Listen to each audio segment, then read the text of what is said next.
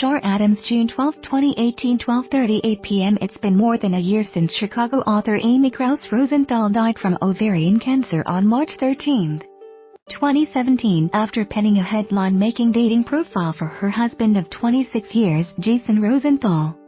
Now, the widower is opening up about his late wife's final weeks and his pursuit of joy after the devastation of losing the love of his life. "My wife died of ovarian cancer in our bed," he told an attentive audience at the recent TED 2018 conference. "I carried her lifeless body down our stairs through our dining room and/or living room to a waiting gurney to have her body cremated. I will never get that image out of my head." 10 days before her death, the New York Times published a dating profile titled "You May Want to Marry My Husband" that Amy wrote for Jason. In the moving essay, Amy called Jason an easy man to fall in love with, describes him as a sharp dresser and an absolutely wonderful father to their 3 children. The love letter captured the world's attention, making Jason's grief public. Still, he said, his final weeks with his wife produced a personal pain he'd never be able to adequately express to the world.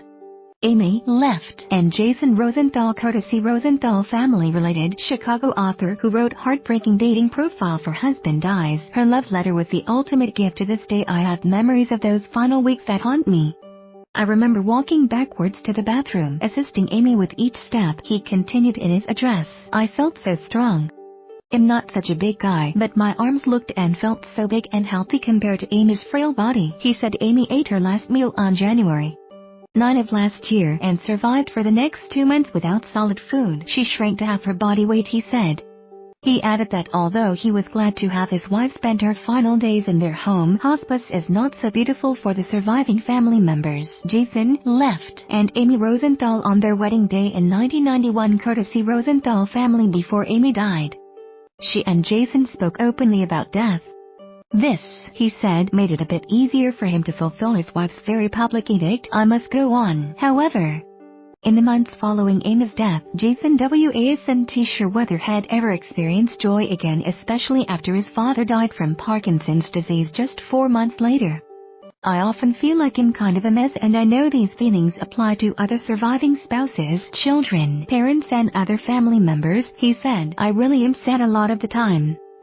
Still, he added, Amy gave permission to move forward and I'm so grateful for that. Related video, author who wrote heartbreaking dating profile for husband dies. Related, woman with terminal cancer creates heartbreaking dating profile for husband. "He is an easy man to fall in love with because Amy gave me very public permission to also find happiness. I now have experienced joy from time to time. I'm a very fortunate person. I have the most amazing family that loves and supports me." He adds that his wife's dating profile wasn't to no effect. Jason recalled a humorous email he received from a woman reader who read the essay. "Provided you permanently stop drinking, no other conditions." The message read, "I will marry you when you are ready. I promise to outlive you. Thank you very much." He quipped to the audience, "I do like a good tequila, yet how could I say no to that proposal?" The Rosenthal family has also relaunched the Amy Krouse Rosenthal Foundation, which now funds ovarian cancer research and childhood literacy initiatives. You may like